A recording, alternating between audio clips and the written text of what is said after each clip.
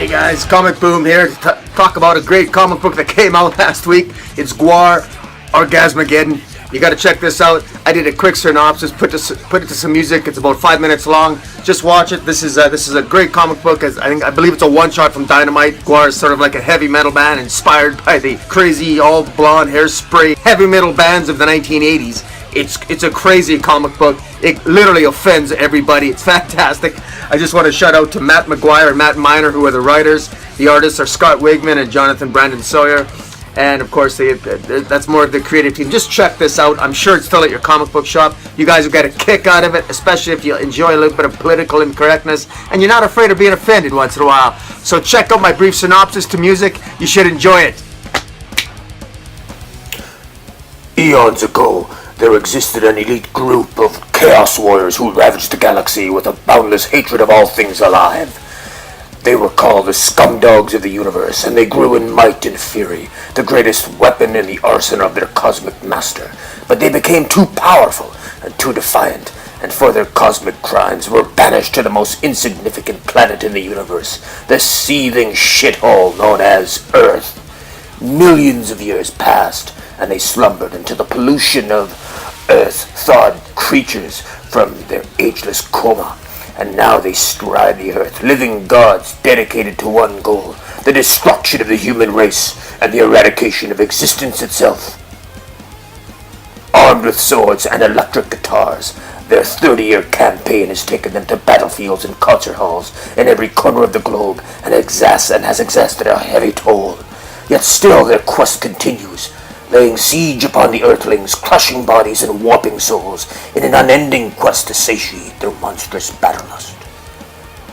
Hark to the hideous majesty of your masters, rulers of Earth, the mighty Gwar. It must be remembered that over the millions of years that even as Gwar were strapped in the Antarctic, they still imposed their will on humanity, reaching into their dreams and inspiring them to heap atrocities upon each other and pollute and ravage their own world with disease and war. And it was the pollution of heavy metal that ultimately led to Gwar's release. Because of the brief dominance of hair metal bands in the late 1980s and their overuse of hairspray, a huge hole was burned into the ozone above the Gwar temple, and the scumdogs began to thaw out. At that precise moment, music mogul and notorious underworld boss Sleazy P. Martini was on the run from the Internal Revenue Service, shot down over the Antarctica and crashing into the frozen tundra in front of the Gwar temple. Stumbling inside, he discovered the ageless warriors stirring within their tombs. Seizing the moment quickly and in short order, Sleazy quickly got them addicted to crack, the only thing that saved his life, brought them back to the United States, gave them electric guitars, and exposed the world to the sickest band in metal history, Gwar. Since Gwar's rebirth on planet Earth, events have come to a tumultuous pace. Gwar has witnessed, inspired, and is indeed responsible for many of the most destructive events in Earth's recent past. It is no coincidence that since the second coming of Gwar, this world has slipped ever closer to the apocalypse it so woefully deserves.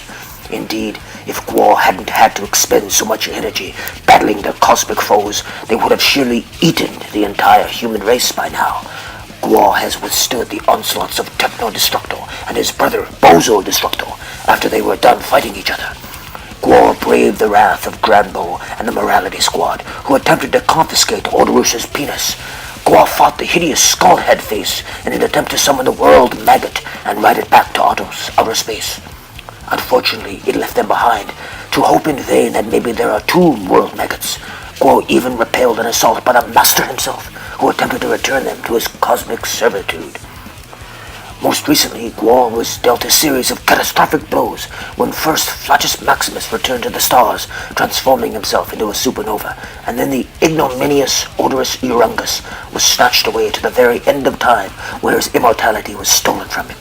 Odorus was slain by a villain of his own creation, the villainous Mr. Perfect, leaving his fellow scumdogs leaderless and alone. In their darkest hour, hope arrived in the form of two new scumdogs, the guitar-wielding Postulus Maximus and the berserker war priest Lothar. And so Gwar continues to ravage the planet, conducting the great death rallies, luring the human hordes in with the music of metal and then slaughtering them en masse. burnt-out cities continue to be produced in infinite progression of one of the most legendary rock bands in history, the mighty Gwar.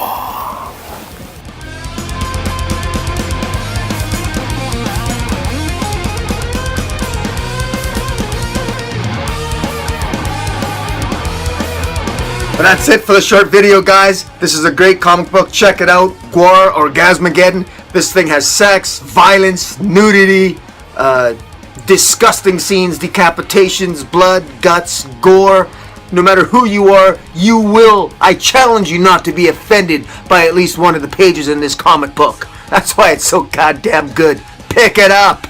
This is a breath of fresh air. Trust me, this is great. Thank God for Dynamite. Thank God for the creative team that put this together. I sincerely hope that this is a series and not just a one-shot, but we'll see. But ask your local comic shop retailer about it. Gwar, Orgasmageddon. I mean, the title alone should make you pick it up. Guys, this is great. Check it out. Until next time, Comic Boom out.